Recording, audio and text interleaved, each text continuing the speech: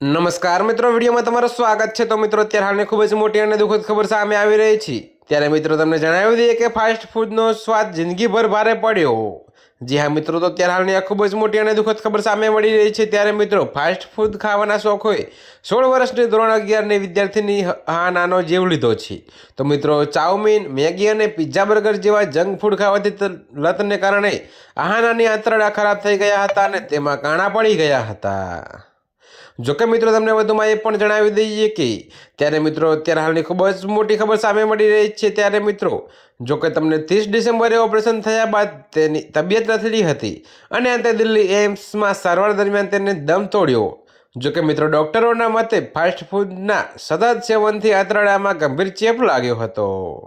ત્યારે મિત્રો, અત્યારે હાલ માટે આટલું જ। મળીશું નવી અપડેટ સાથે। અને જો તમને અમારા વિડીયો પસંદ આવતા હોય તો વિડીયોને લાઇક, કોમેન્ટ, શેર અને અમારી ચેનલને સબસ્ક્રાઈબ કરવાનું ભૂલતા નહીં મિત્રો।